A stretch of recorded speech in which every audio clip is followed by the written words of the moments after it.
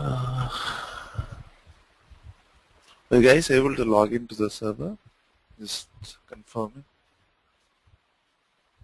Yeah, today we are able to log in. I just logged in now. Okay.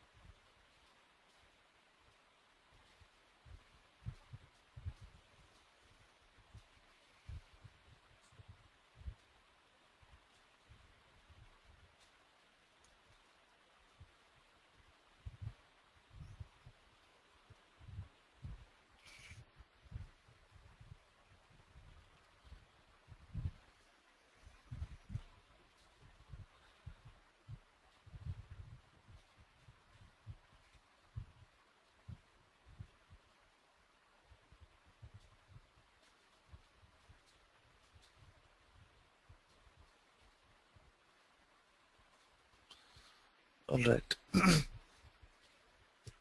So, in yesterday's class, we've seen what a DSO is, right? Data store object, and we've seen how we could load data into the DSO. What are the different tables, underlying tables in the DSO?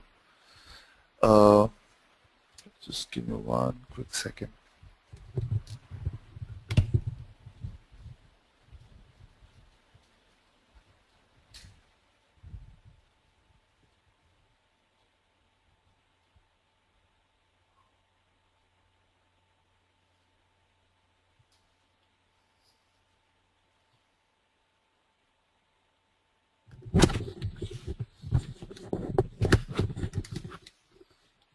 Hello?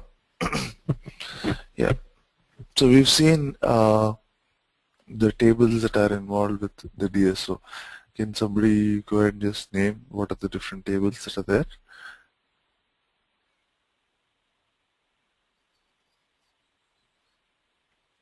China, you want to just walk through what are the different DSOs that we have, or what are the different tables in the DSO? Standard DSO? We have a standard DSO, right optimized DSO, and there's one more. I don't remember. Direct update DSO, yeah. What are the tables in the standard DSO? There's a new table, active table, and change log. Okay. So, what happens when we load data into the DSO? It goes into the new table first, and then when you activate, then the data goes into a active table and also writes the change logs. Okay. And what's the process of activation? Why do we do activation?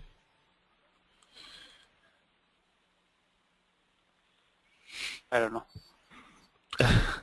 Alright. So basically it forms the links, or it forms the SID links with your master data. That's the reason why we do the activation process. Alright. So if you see in the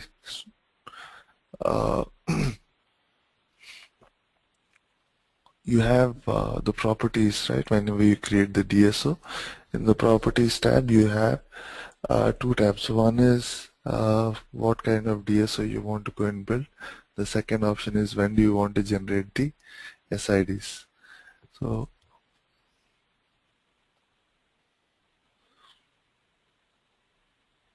when I go into settings,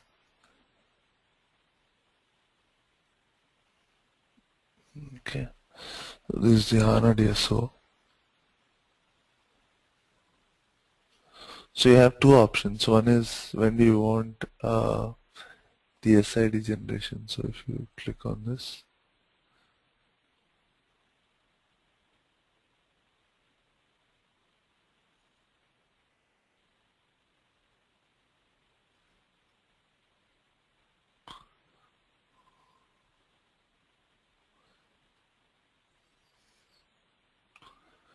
alright, so here When you click on this, so you have three options: during reporting, during activation, never create SID. So during activation, in case you click, so during this process your SIDs are generated. Okay, and this is the one that comes as a default. Alright. Alright, so this is the standard DSO, and we've seen how the change log keeps a track with the after image and before image, and then how that is updated into your active data table. We'll go and try to see how we can load data into the right optimized DSO. What is the difference in the right optimized DSO? Alright, so the right optimized DSO is another type of data store object, again a two-dimensional uh, structure, and also is used specifically as the first layer of loading the data. Now, the right optimized DSO is a little different compared to the standard DSO, the reason being that the right optimized DSO doesn't have a changelog table, doesn't have an activation process involved with it. It does not generate, because it does not generate any SID links or anything. It's just like a storage container. Just like how you have the PSA, it's almost pretty much similar to the right, I mean, pretty much similar to the PSA. So the reason why you have the right optimized concept is because, I mean, this is a concept that came with 7.0. The reason why they included the right optimized DSO is whenever you're loading data into the BW system, you have a time frame or an SLA during which your loading should complete. Alright, so let's say they give you a load time of before from evening 8 o'clock till morning 4 o'clock is your window for loading data. So sometimes there is so much data that you cannot actually complete your data loading during those 6 hours. Alright. So what you do is so the whole point is to bring the data from ECC into the BW system. Once data is in the BW system, then you can arrange the data to go through the different layers of the BW system, but the first part of data has to come through. So the first layer, if you have the right optimized DSO, so from the PSA data is first loaded into the right optimized DSOs, and that is very fast basically because if you're loading into a DSO, a standard DSO, the maximum time taken is one is for loading, one is for the activation process. Alright, the activation process takes a lot of time. But if you're using a right optimized instead of a standard DSO, the right optimized doesn't involve any SID creation. So it is very fast for loading the data. So what you do is your first level would be to load data into the uh, right optimized DSO and then continue on with the next of the extraction, because once data is there in the right optimized DSO, from there data can be moved up or can be moved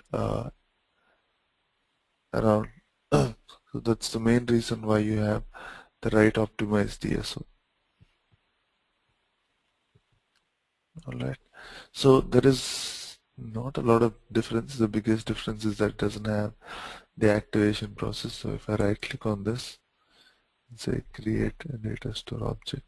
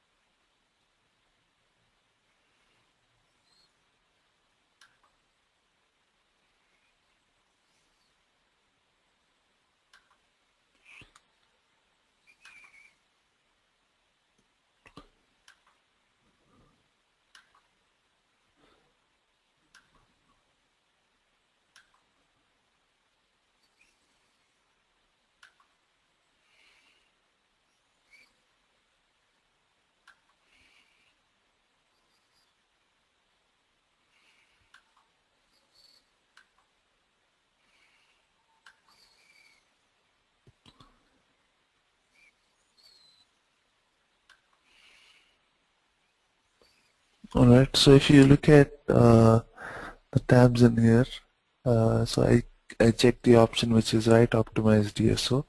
So there are three kinds of DSOs. One is standard, direct, and right optimized DSO. Selected the right optimized DSO. And if you look at the report or SID generation tab, so the moment I select the right optimize, this grays out, which is during activation. So previously we were generating the SIDs during the activation, but now we cannot generate the SIDs during activation. Basic reason being there is no activation process at all in the right optimized DSO. We don't have that process, so that grays out. The only other time where you can use this data is whenever you're during the reporting process, right? So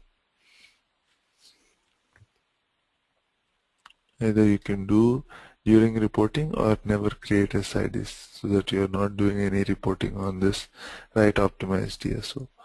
You can click on continue, and allow duplicates, check delta consistency. Okay, here you have the semantic key, which is your now previously you had key fields and data fields, right? So something similar, you have the semantic key. You can go ahead and bring in your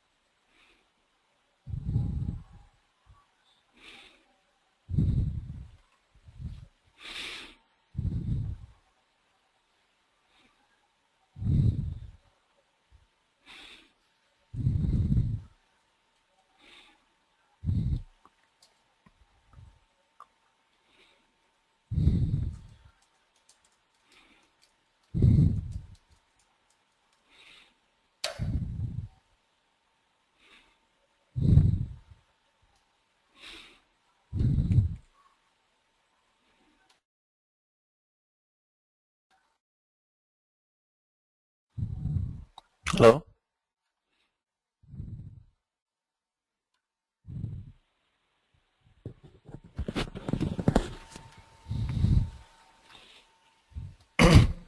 Probably that's my microphone. Sorry about it.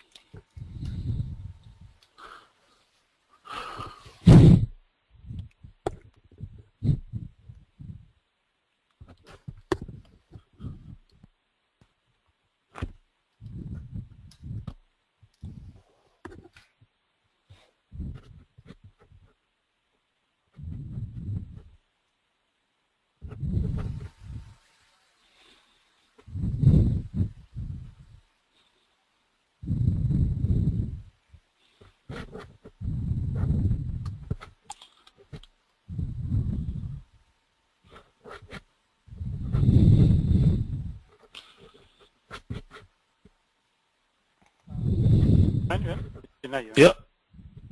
on the DSO creation screen, next to that SID generation, you have a change on. Uh-huh. I don't see that in my system. I mean, it has a checkbox there. It has a checkbox on. SID generation. When you're doing right optimized? No, on the regular one. When I say right optimized, it's gone. I mean, I can't see that. But if you Yeah, that create is true. That's how it is, right? So whenever you select the right optimized, okay, this checkbox goes off for the SID generation tab will be only for reporting or no SIDs. This yeah, tab but will what be I'm gone. trying to say is, when I create a standard DSO, Uh-huh. on your screen you have a change button there, and on my screen I have a checkbox. And Okay. there is a version difference. On the top there is this change thing, right? If you click on it, you would get that option. Okay. So just click on that once.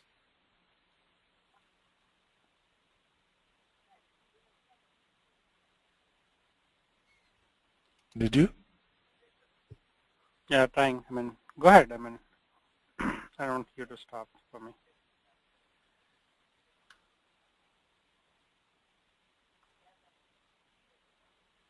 Yeah, it's in the change mode, but still I can't see it. It's just a checkbox. Either check it or uncheck it. Okay, for SIDs is it? Yeah, SID generation. SID is generation upon activation. That's what it says here under the settings. That should be the same server that we're using, right? So this is No, the no, server it's that. my Uh, company. okay, okay.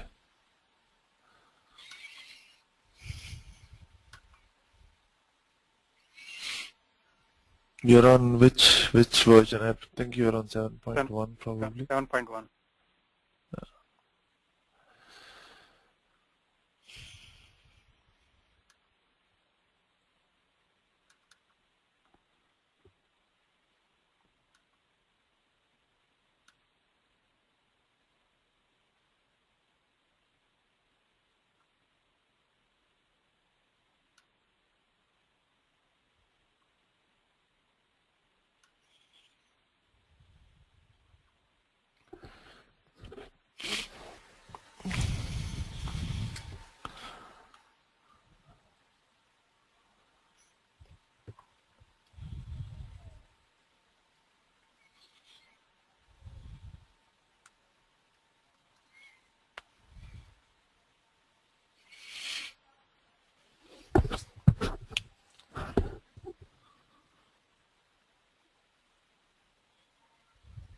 Alright, so this has been successfully activated, and you find this right optimized DSO2. That's the one that we've created. Alright. Now for you to load data to this right optimized DSO2, you need to first create a data source, and then you should give the structure of what you're loading data. And then you should connect both of them using transformations. So you go into data sources, you can right click on it, create data source, and you can give the name as ZDS underscore.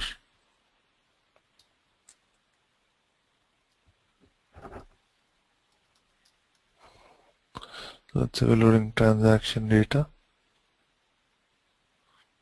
So continue.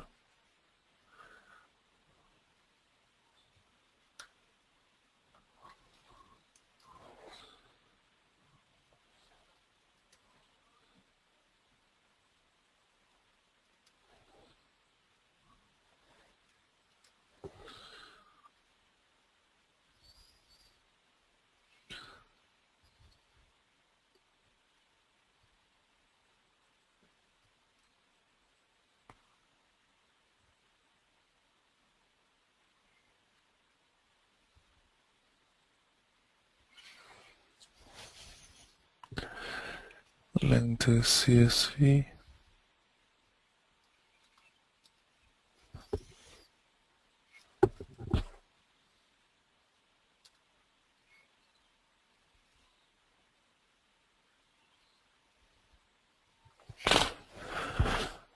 Can go and specify.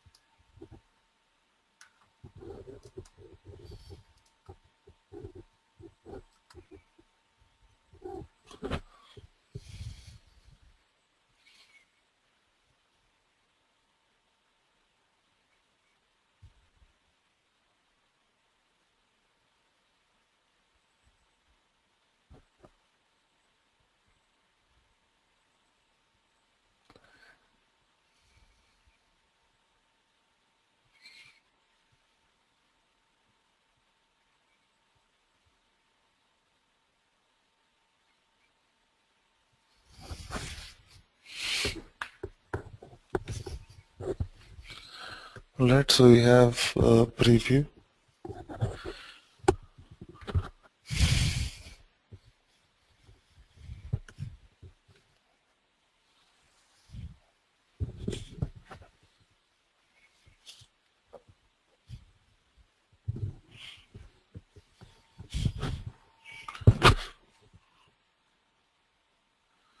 Next thing is you'll have to go and link your data source with your cube that you've created. So I'm creating transformations for that.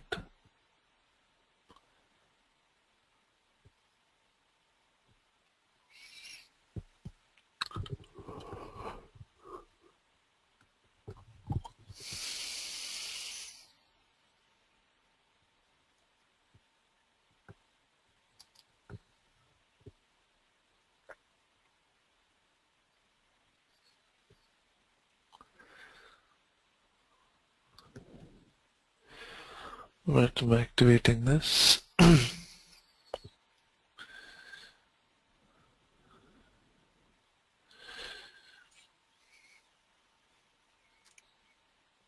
thing is create info package to load the data. Info package underscore.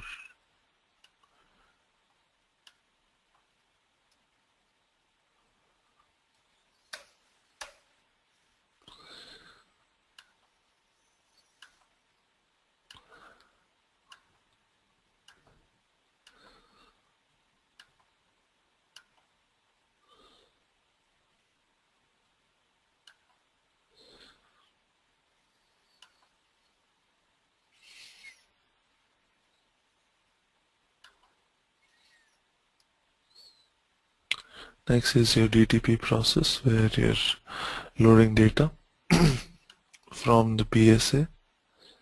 So for it is full, execute.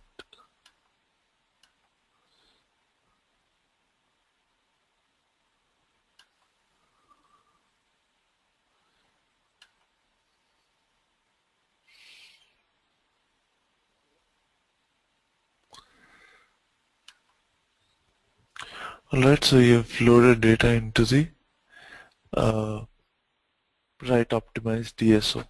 Alright, so if you go into the contents, previously we had uh, different tables, right? So here you have only active data table. You don't have new data table, change log, and all that is not available. You just find that there is one table, that is the active data table.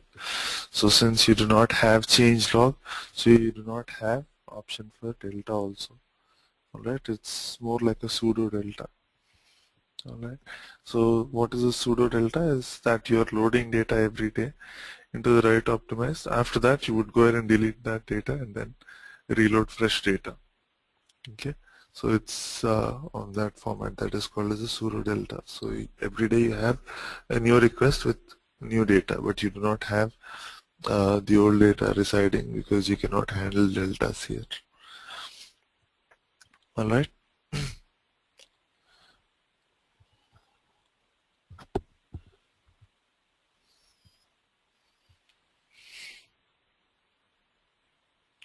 Any questions?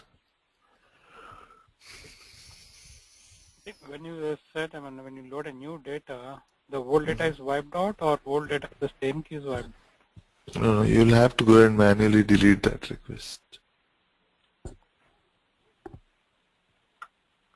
It'll handle multiple requests. You can have one request every day. Now, if you have multiple requests, and the problem is whenever you're loading that into the upper order of objects like your DSOs and to your cubes, then you'll have to go ahead and specify the delta option for the requests. Meaning, whenever you're saying delta at the DTP level, okay, what does that mean? Delta at the DTP level doesn't mean anything except that your request, only the requests that have been updated will not be updated. The new requests only will be updated. Okay. Yeah, understood? Yes, thank you. Yeah. So it's not about the data that's coming from your source. That's not the delta that is happening when you're running your DTP. It is more about the request that is coming from the data source. Could be a cube, could be a DSO, could be directly a data source. Only the requests that are not updated, those requests only will be coming. The old requests will not be pulled up.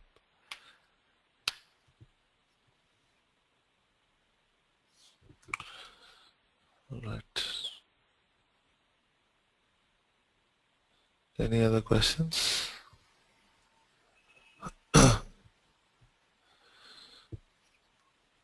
Then you also have a concept called the multi-providers in the BW system. A multi-provider is more like a view that you create on different objects. Okay, you can bring a lot of different objects under the multi-provider, and the multi-provider is more like a union function that you go ahead and create on different objects.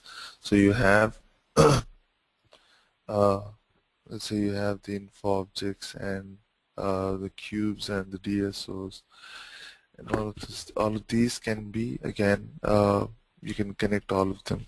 So for example, you have a sales cube and a finance cube, and you want to create a cross and you want to go ahead and create a cross application report.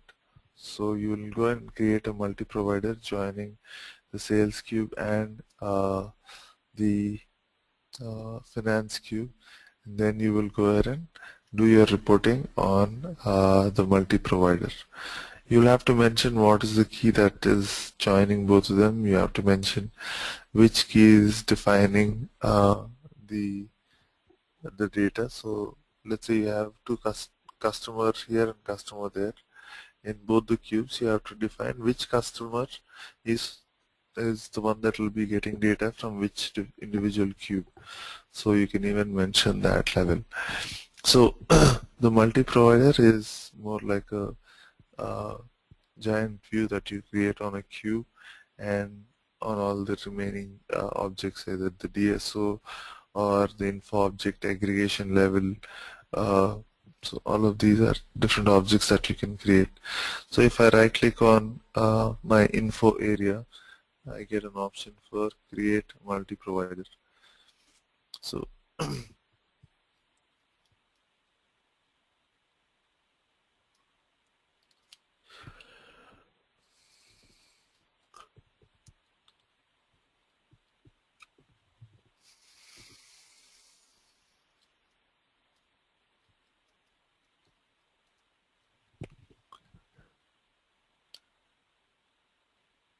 so here I have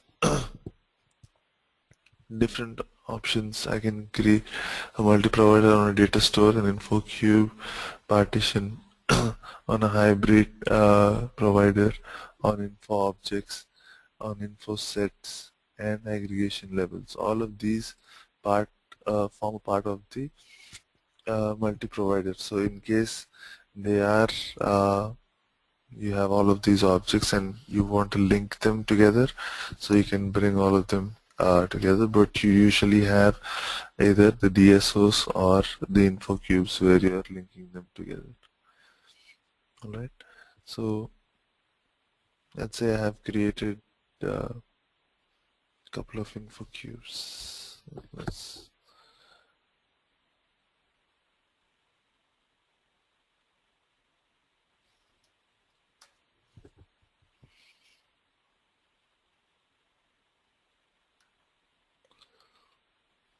say we have an info cube called ZIC underscore cube and a standard DSO called ZDSO underscore ST1. So let's try to go and link both of them.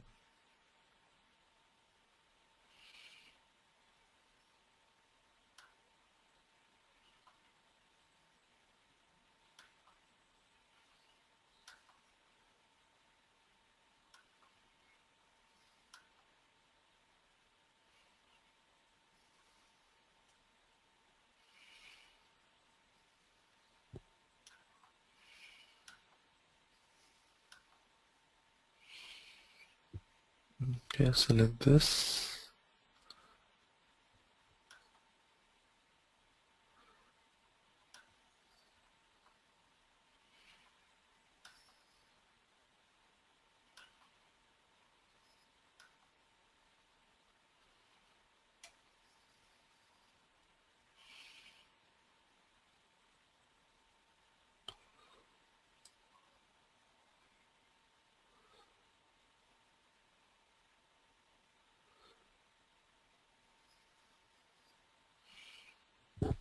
Okay, so if I select both of them and I want to go ahead and create a multi-provider over these, so I can go ahead and click on continue. Alright, so I'll have the queue and I'll have the DSO as well. Right, so let's say the cube, I have the dimension folder as well. So I have these three dimensions. I can bring in the objects from there, or I can drag in just the dimension itself.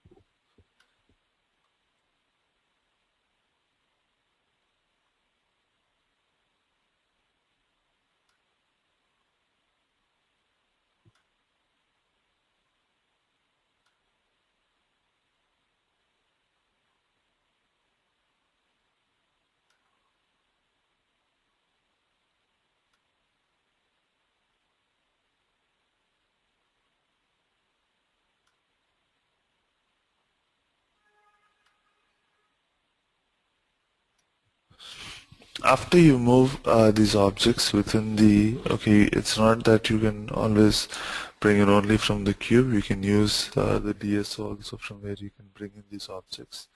Is that we have a similar content. Now, you will have to go and mention from where each of these objects will be used. Okay, so these objects are coming both from, just a second.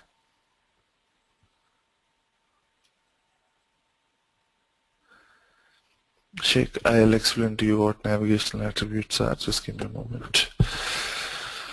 Alright, so these objects that you have moved from these individual info cubes or DSOs, so you drag them into their respective folders in here onto your right and under the multi-provider area.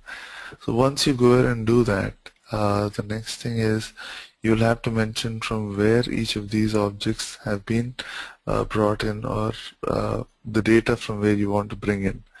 Now these objects are common between the DSO and the cube for us, but in some of them you have these objects specifically from the DSO, specifically from the cube.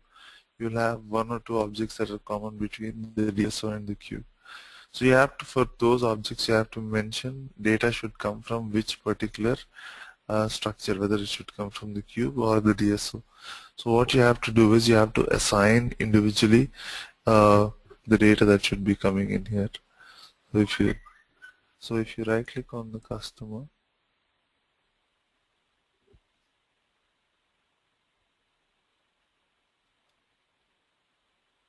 so you have to assign, identify or assign.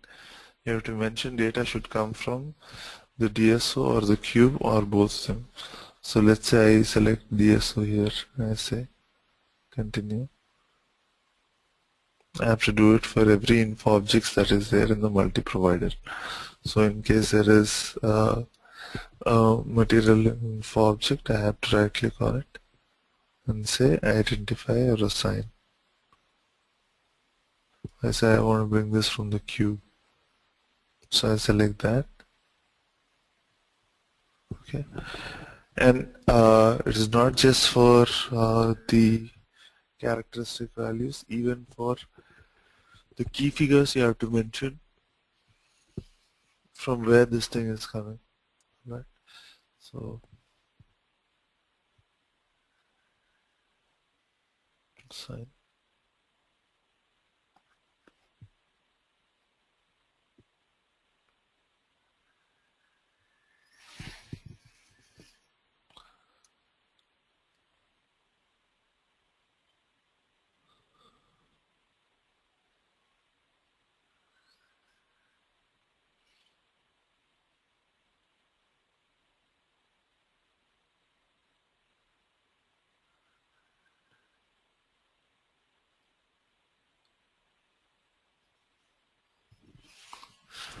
All right.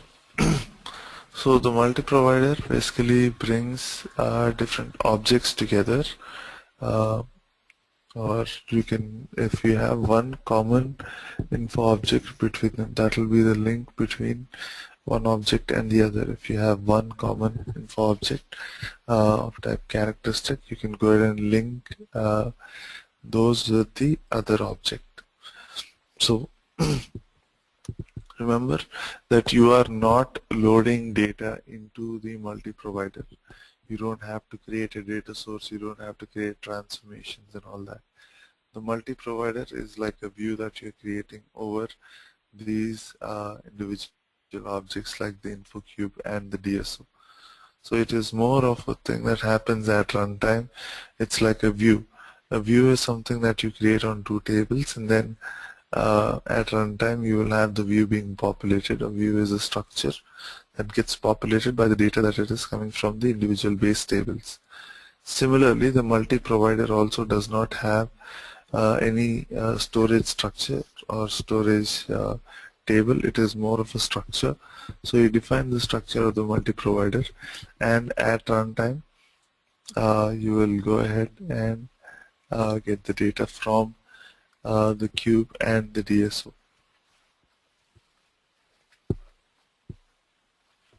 Alright,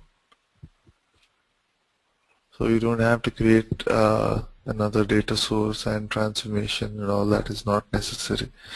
It takes the data from the queue and it takes the data from the DSO as well. Depends on what you have checked or selected during. Alright.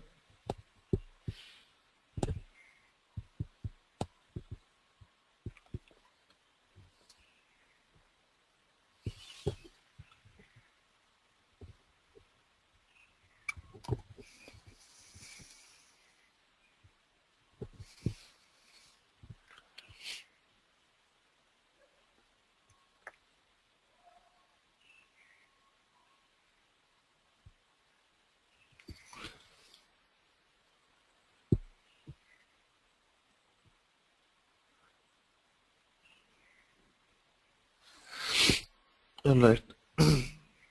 Uh,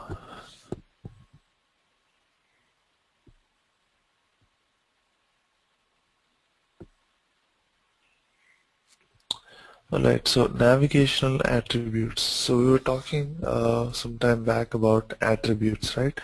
Attributes are the, you have basically, if you're looking at the ER model, entity relation model, you have the strong entities and the weak entities, right? The strong entities are the ones which are nothing but the major info objects, and weak entities are the ones which are used as attributes which will give you more information about your strong entity. Now, we include the attributes into the main info object, and then what happens is during the time of reporting, whenever you're trying to report data, your attributes do not have any options for drilling across and drill down. Whatever your main info objects is drilling across or drilling down, this data, whichever is the attributes that you tag along with the main info object, those will be pulled up. But if you want to give more right for the info objects, in that scenario, you can mention the attribute to be a navigational attribute. So what happens at a navigational attribute is the navigational attribute has extra powers so that at the time of reporting, you are able to drill across and drill down on also the attribute just like how you do it on the main info object.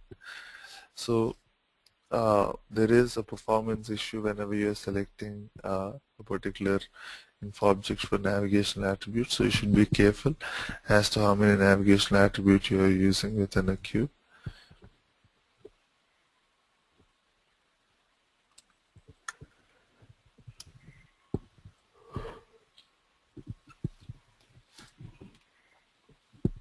Alright.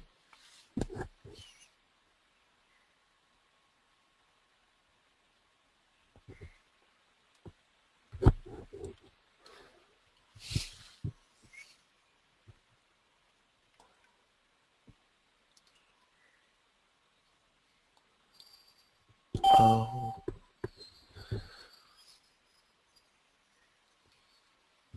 so I didn't get that. So what does it mean if we define it as a navigation attribute? We can drill on it. Yeah. So if you create an attribute and you assign that to be a navigational attribute, then you can go ahead and start using it as a drill across, drill down feature. Even though you bring that into the navigation attribute, you have to specially activate those navigational attributes as well, and then you could go ahead and use them.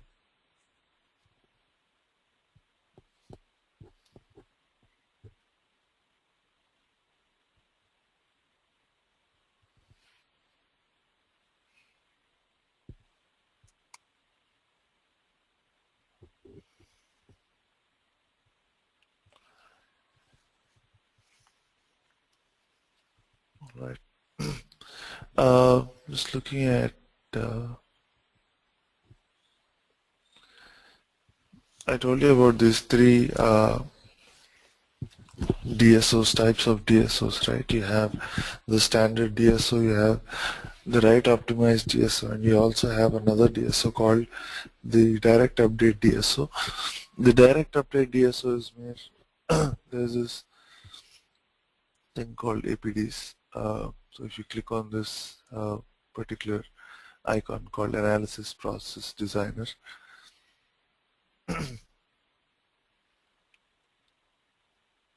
so on the APDs you usually use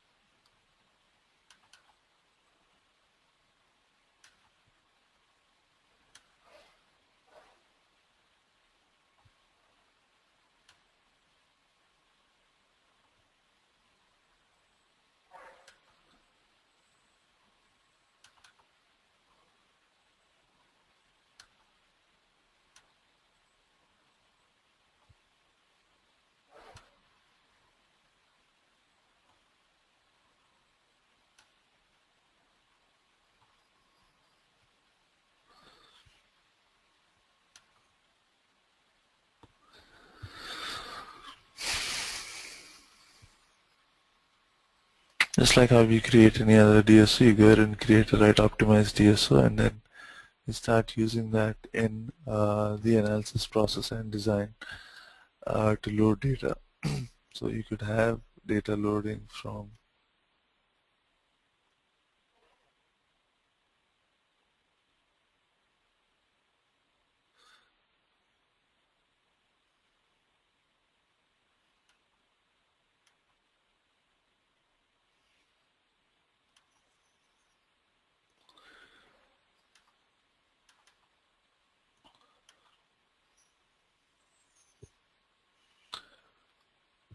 so you have different ways of doing your transformations. So you have in case you want to go ahead and do some filtration or restrictions or anything, you can go and apply this here.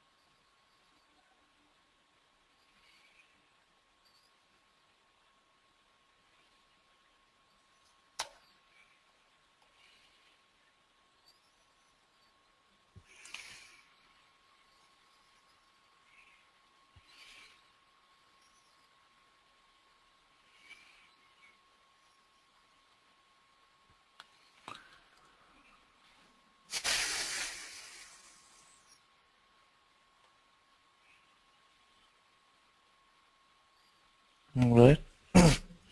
So APD is a process where you will actually load data through. It's basically trying to do analysis on the data that is available, and you have a separate process for it, like how you have process chains. You would load data through the APDs. Uh, you have different kinds of analysis that you can do, ABC analysis and all that, if you want to go ahead and use the APDs. So the direct update DSO is for directly updating from a flat file into the data store object without actually creating transformations and all that at your RSA1 level. Okay, you directly create all of that at your APD level, then you will be pushing that data directly into the APD itself. I mean into the direct update DSO itself. That's a process where you would go ahead and do APDs. Right. So here you have different analysis methods, filterings, formulas, aggregations, and all that you could handle. These are the transformations that you can apply. Your data can be pulled from different objects. Either you can pull it from a file, or you can directly pull it from another report that you're generating, or from a multi-provider, and then you can push the data into whenever you're using the target as a DSO, it will be always a direct update DSO that you'll have to use. Since you're bringing the data from these and writing directly into the DSO, so you use the direct update DSO for doing that. Right. So there's a process called as APDs. In these scenarios, you will go ahead and use the direct update DSO. You create the structure of the DSO at the RSA1, but your loading process happens through the APD. All right.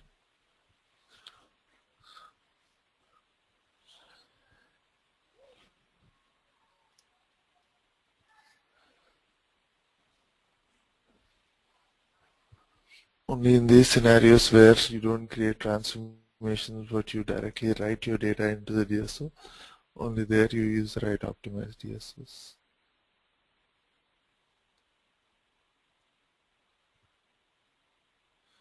I mean, sorry, standard the direct update DSO.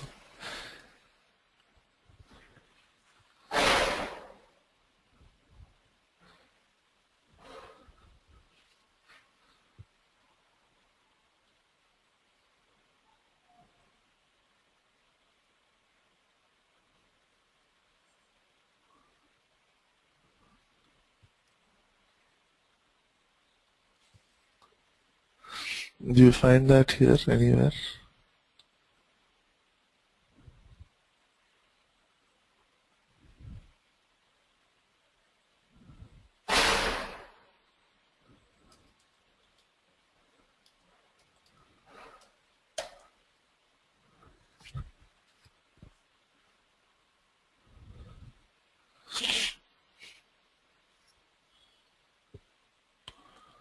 Alright, so you'll find that, or you can access that DSO directly there itself.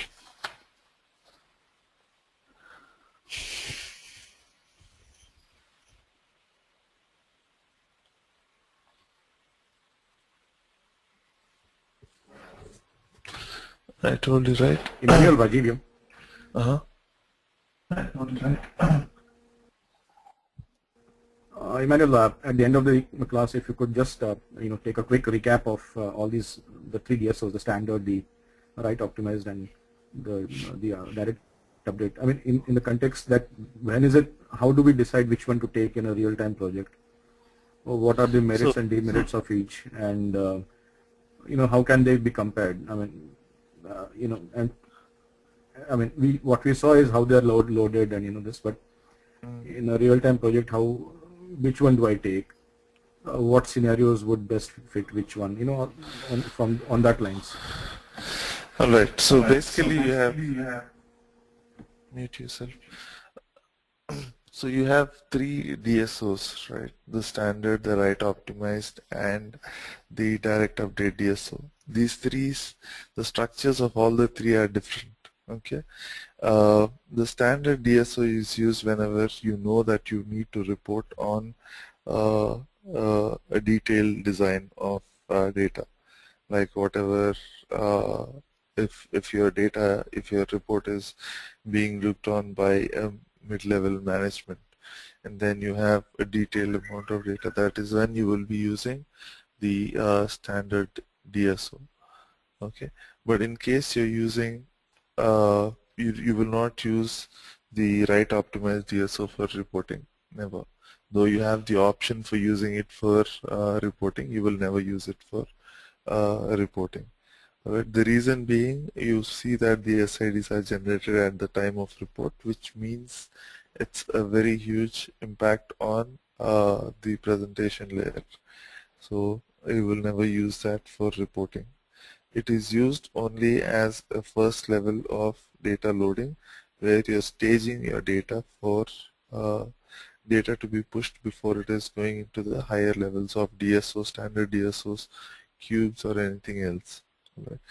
The DSO is used basically to store detailed data, the standard DSO. The right optimized DSO is used to store data for that particular flow, meaning it's like a staging before data is being loaded into the flow. You do not have any activation process. The only reason why they have given this right optimized DSO is so that you can load your data really quick. You don't have the process of activation, so you can load your data quickly and then move on with other loads. And the data that is there in the right optimized DSO then slowly will be pushed through it, because your data is already in BW in the right optimized DSO. From there, data can be slowly pushed into the other objects within the BW system, which includes DSOs or cubes or multi-providers, anything. So your basic data, whichever is the data that is required for BW, is stored in the right optimized. From there, it is being pushed up into the BW layers. So that is when you use the right optimized DSO. In case you want to write something directly to the DSO, meaning from a query or something, so you don't have these options both for standard DSO and for right optimized. You don't have any other option except when you want to write, let's say, through the direct update DSO. It's a very special feature. You don't use it often. Sometimes we never see the usage of the direct update DSO, but for your understanding, telling, there is a process called as APDs, analysis, process and design. In those scenarios where you're directly writing data from a flat file into a DSO, in those scenarios only we'll be using the direct update DSO. Very rare scenario. The structures of each of them are different. You have all the three tables, new, active, and changelog for your DSO, standard DSO. You do not have these for your right optimized. You just have the active data table for your right optimized and direct update DSO. And both of them do not have the activation process. Your activation or your SID generation will happen only at the time of reporting for both these other two DSOs. Alright, till 3.5 there was just one DSO, that was the standard DSO. From 7.0 they came up with these two to support the standard DSO, one for right optimized to load data quickly, one for APD specifically, which is direct update.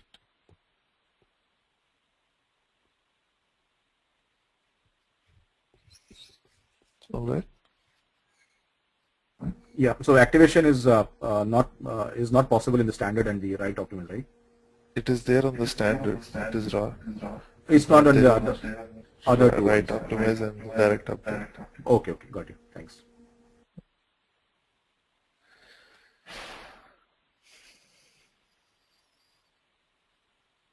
Right.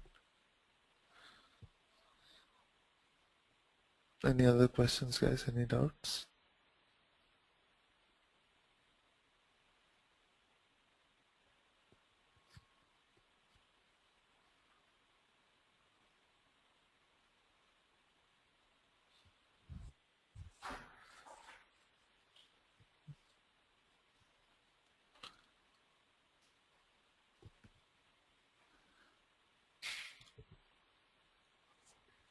Archana, Jyotsna, Rajiv.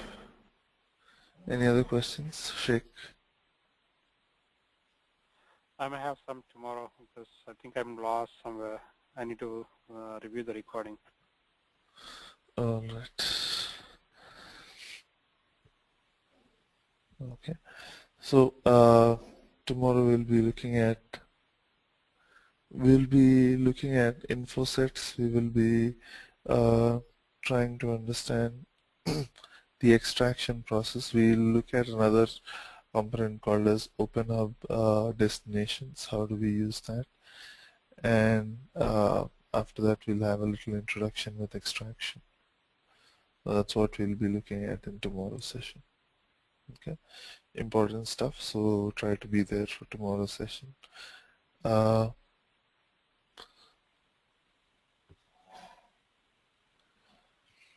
You can see the moment we finish our sessions, the recording will be available, meaning the recording has to be converted from a GoToMeeting format to a WAV format so that we could check that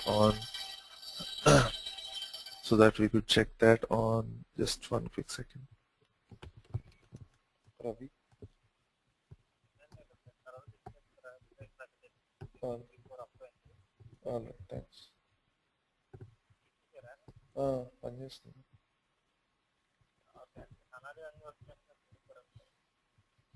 alright, నేను చూస్తాను క్లాస్లో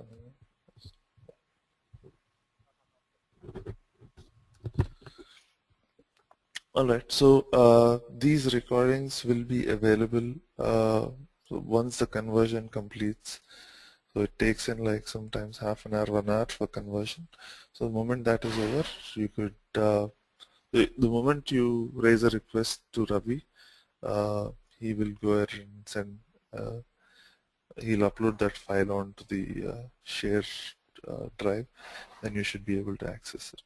Okay, just send an email to Ravi and he'll get it for you. Alright. Alright guys, then I will see you tomorrow. We will be looking at these topics that I told you: info sets, open hub services, and extraction fundamentals. Okay. Okay then. Hope you guys are starting to practice stuff, because don't wait for a time before when you want to set up a date and all that. Start doing it as it happens. It'll be too much of a burden. Alright, take care. Have a nice evening. Bye for now. Thank you, Emmanuel. Yeah. Bye. Bye.